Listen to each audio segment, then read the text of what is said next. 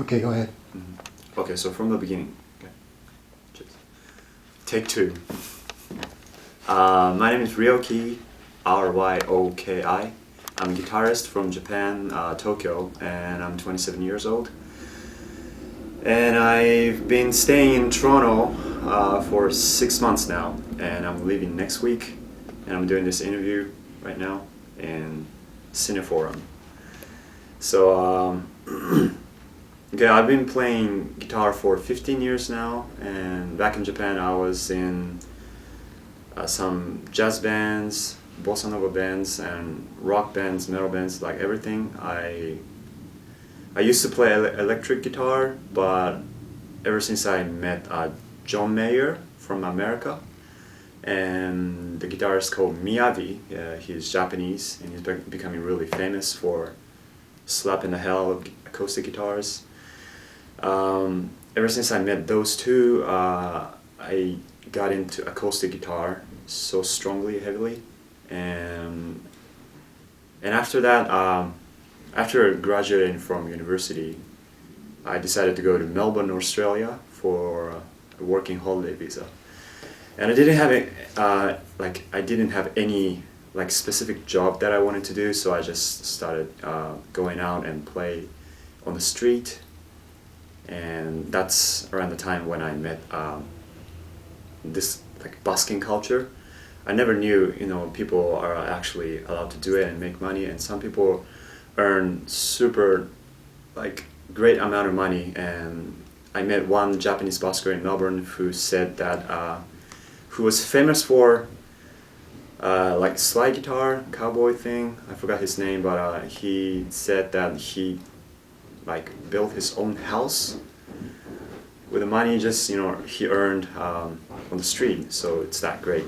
So I was fascinated by it and I started doing that, and I enjoyed every second of it, but I never was quite successful of making enough money to make my living. So and I had to go back to Japan and started working for advertisement company for a good 4 years. And I didn't do any busking in Japan because it's really, really hard to do it. Even in Tokyo, people buskers have to constantly, go back and forth and fight with police and all that. And I think it's becoming gradually accepted among people, but it's still really hard. And I always wanted to do. It's kind of I felt it was kind of my revenge, sort of. I always wanted to do busking and reach the point where I can proudly say, oh, I made a living out of just playing on the street, and people loved it. So I always wanted to do that. So I decided to come here with my fiance, and she supported me all the way. Actually, I'm gonna have to talk about one super important person. His name is Yusuke Hasegawa. I think he's been living in Toronto for 2.5 years now, almost 3 years. So he's pretty famous, I think. He plays long, weird-looking psychedelic instrument called didgeridoo, and it's from Australia. And he plays didgeridoo and drums at the same time. And when I got here, I didn't have any friends, obviously. So I asked one of my busker friends, who I met in Melbourne, and his name is Chapa, and he's also a great didgeridoo player. And I asked him oh, can you introduce somebody to me? And he was like, oh, you should meet this guy, Yusuke Hasegawa.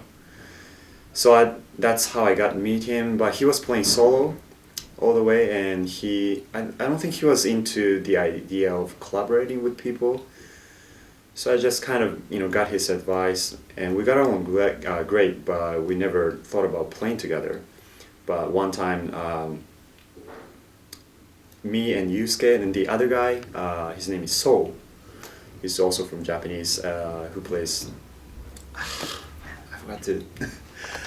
forgot the name of instrument, but it's really great thing where you kind of do this in front of your mouth. Harp. Yeah, that's it. Oh, Jew harp. Choose harp. Jews harp. So we did busking by accident together, and it was really really great. So next day, me and Yusuke decided to go out and play in the Kensington Market, which I can't say enough good things about. I really love that place. So that was the beginning of our band, Backyard Boys, because we basically practiced and recorded everything in the backyard of this house. So me and Yusuke started playing and writing a bunch of songs and went out there, and people loved it. Like, Melbourne was great, and I really really love going back there someday. But Toronto, I think the most beautiful thing about Toronto is people really really relaxed. At least that's the way we saw it. And even like when we were doing the recording in the backyard of this house, we were making quite a noise actually from like daytime, which was 1 p.m., 2 p.m. or something like that. But they never ever complained about noise.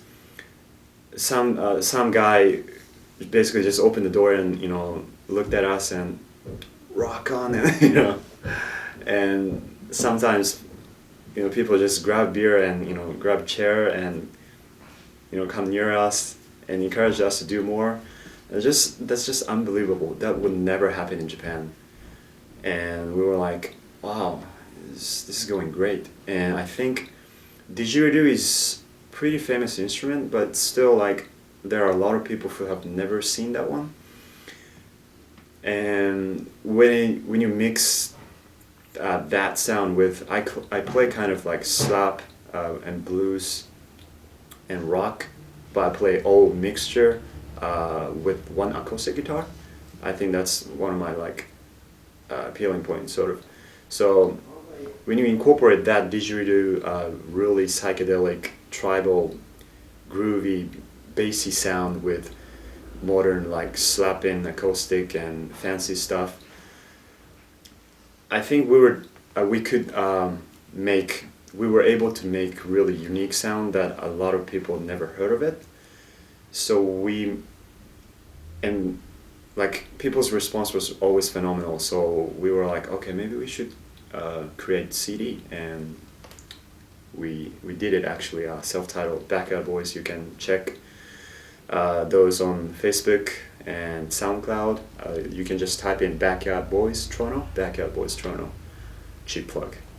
And so yeah, we busked for like maybe 60 days all throughout 4 months, and sold more than 200 CDs and did a bunch of gigs. And busking, I don't know, like busking is just phenomenal. If you're a musician and you're looking for a way to promote yourself and trying to establish your own sound identity with music, you should definitely do busking, because on the street people never expect you to play. It's not like stage set up, here you go, and people already paid good amount of money to see you. It's not like that. It's always unexpected, and you just go out there and grab people by the shoulder and, hey, this is my sound, you should check it out. And if people love it, they will pay money, even if it's like $2, $3. I don't really care. It's just because it's always like once again, it's unexpected. So it's easy to like know if you're good enough, or you can be better, or what you did wrong or what you did right. And you can see everything because it's on you, and how much money you make. You have to deal with like crazy people out there, or drug addicts, but so it's part of fun anyway. And Toronto, I think this year was really great because it was kind of warm throughout the winter, at least before it became 2016. So we were able to busk, and it's really awesome, and people really appreciated what we were doing, Even like in Kensington Market, sometimes the shop staffs in like second-hand clothes shop or accessory shop or like meat shop, they come out, and while they were working, they would come out and say thank you, can I buy your CD? Or like just blown away. So like busking was basically the only thing I wanted to do in Canada, and that's the reason I chose here. And I stayed here for 6 months. I didn't come here to party, or I didn't come here to make a bunch of friends. I just wanted to do music, and I knew from the experiences of my people, my friends who came to Toronto before, they all said, oh, this is possibly one of the best cities in the world to do busking, and there was no discrimination, there was no racism, and people were really relaxed, and it's good environment to strengthen your sound and identity, because it's best practice place in this planet Earth, I think. You can just go out there and do how long you want, and whatever you want, and you can. It's free, So it was really, really beautiful, and I enjoyed every second of it. And even though I'm gonna have to go back to Japan in tomorrow, but I will try to spread this beautiful art and culture and philosophy to Japan, and try to continue strengthen my sound. So that was my stay, 6 month stay in Toronto, and so I was doing my solo thing, and you can check it out on SoundCloud and Facebook again, Ryoki Guitar, Ryoki Guitar, and me and Yusuke Hasegawa, we're in a band called Backyard Boys. I'm not sure like when he's gonna be back in Tokyo, but as long as we don't stop, we don't stop playing music, we will play again. So hope to see you really soon. And I'm really grateful to know so many great people who gave us a lot of opportunities through our music, and of course legendary Rich, who's holding the camera right now for me. So, and he told me that if you wanna just keep on doing your stuff without people bothering you, it's best to have your own small space where you can present your artistic idea to a selected amount of people, and this is the best example right here at CineForum. So that became part of my dream that I want to accomplish after I became 30, after saving enough money. So yeah, that's it. So thank you. Thanks for everything. For the people I met in Toronto, and I'll be back before 2018. That's a promise. So thank you. Look forward to seeing you. Cheers.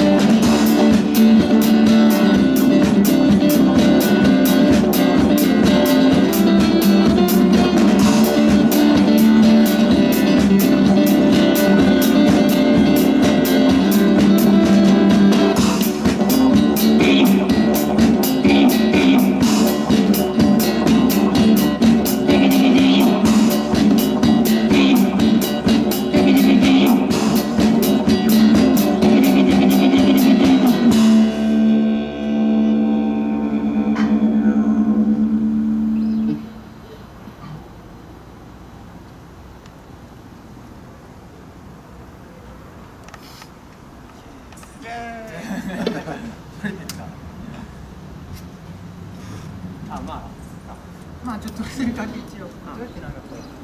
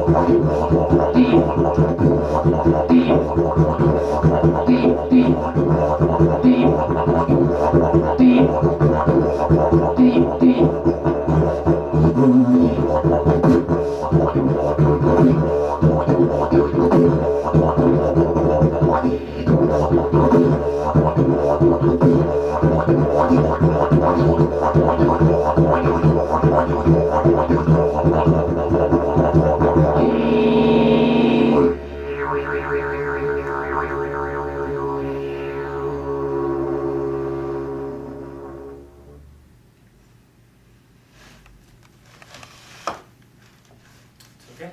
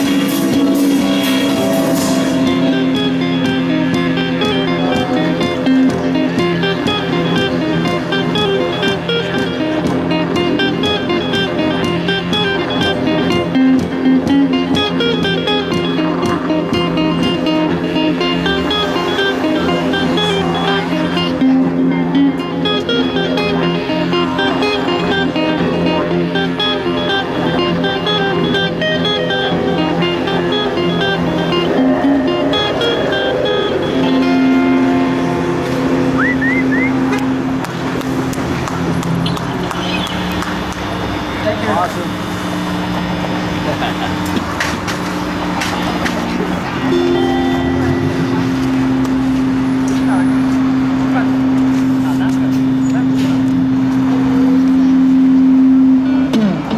sounding good.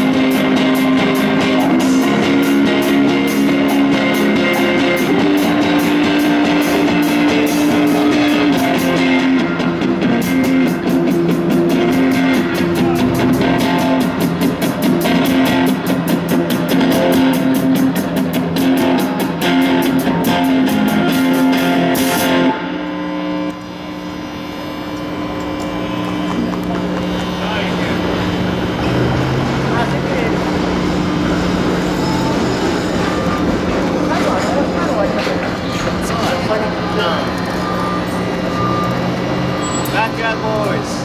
Yeah, Cat Boys. We have a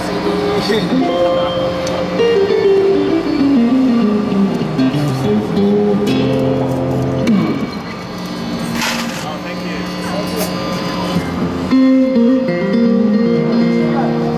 Oh, thank you. Thank you so much. Please have a CD. You guys rock.